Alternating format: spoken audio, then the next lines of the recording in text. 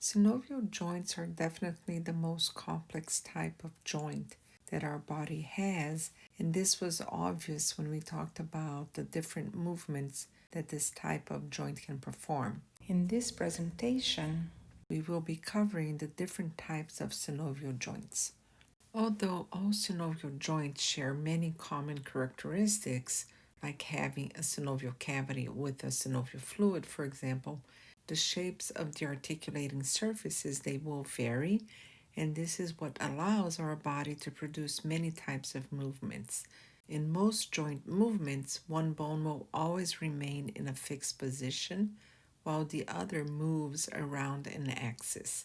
And there are 6 categories in which the synovial joints are divided into based on the type of movement. They are the plane or planar joint, the hinge joint, the pivot, the condyloid or condylar joint, the saddle joint, and the ball socket joint. So let's talk about each of them in the next few slides. Before we move on, we can talk about how we classified a joint based on its motion. So there are 3 different types of motion, and this will have to do within how many planes this joint will move. Therefore, if it moves in one plane, it's going to be called monoaxial. So one plane means that it will just go back and forth in the same axis. The biaxial means that it will move in 2 planes, as bi means 2. Therefore, you can see over here that it's moving in 2 different planes. In triaxial, where tri means 3, you can see how this joint will move in 3 different directions. Another thing to keep in mind that the monoaxial can also be called uniaxial. So just keep that in mind. The articulating surfaces of bones in a plane joint or planar joint, which can also be called a gliding joint, they're going to be flat or slightly curved. And the plane joints, they primarily permit a back and forth or side-to-side movement between the flat surfaces of bones, but they may also rotate against one another. Many plane joints are going to be biaxial, meaning that they permit movement in 2 axes, like we see over here. Now, if the plane joint also rotates in addition to sliding back and forth, then they are triaxial, which will permit a movement in 3 axes. Some examples of plane joints are going to be the intercarpal joints, which are the joints between the carpal bones at the wrist, the intertarsal joints, which are the joints between the tarsal bones at the ankle, as we can see here on this image. We also have the sternoclavicular joint, which is the joint between the manubrium of the sternum and the clavicle, and the acromioclavicular joint, which is the joint between the acromion of the scapula and the clavicle. And these are just some of the main examples. Next, we have what we call a hinge joint, which is going to be made of a convex surface of one bone that fits into a concave surface of another bone, as we can see right over here on this image. For me, it reminds me like a door hinge where you open and close a door. It's going to be the same type of joint. Hinge joints are going to be uniaxial or monoaxial because they typically allow motion around the single axis, as we can see right over here, and therefore they're going to mainly permit flexion and extension.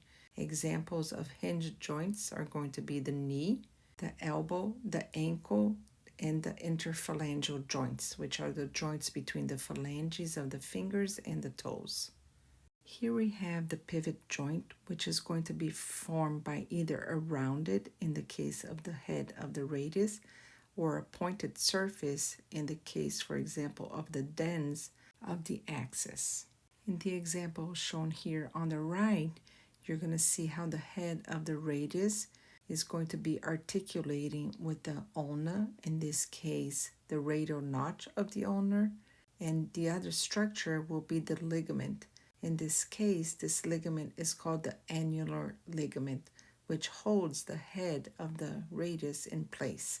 If you want to be a little bit more specific, we can say that the head of the radius will be articulating with the radial notch of the ulna that is held together by the annular ligament, forming a pivot joint. And this type of joint will produce a movement that is going to rotate in its own longitudinal axis in one plane.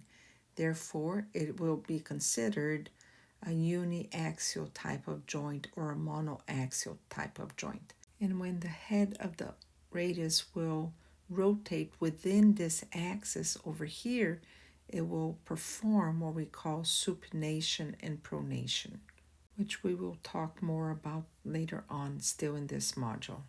The same thing occurs with the joint between the axis and the atlas, as you can see over here. So there is also going to be a ligament, which is called a transverse ligament, which will hold the dens in place right over here, and it will allow the atlas to rotate on top of the axis. And this type of movement permits the head to turn from side to side when you shake your head no. The condyloid or ellipsoid joint can also be called condylar joint. It will be formed by this convex oval-shaped projection of one bone that will articulate with an oval-shaped depression on another bone, like a fossa. And as you can see, it will be able to move in two planes. Therefore, it will be considered a biaxial joint. An example will be the articulation between the radius and the two carpal bones it articulates with, as we can see right over here, which are the scaphoid and the lunate. And this will produce flexion and extension, or abduction and adduction, in addition to circumduction. Remember that circumduction is a movement that is performed by uniting several different movements.